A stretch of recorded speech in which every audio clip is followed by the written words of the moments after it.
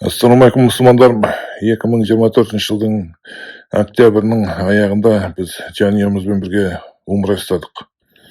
Бір күні намаздан шықсам, әйелім менен намаздан кейін неге дұға жасауға болмайды деп сұрады. Мен кім жасамайды деп айтты десем, жанымда екі арабтың әйелі отырды, солар айтты дейді.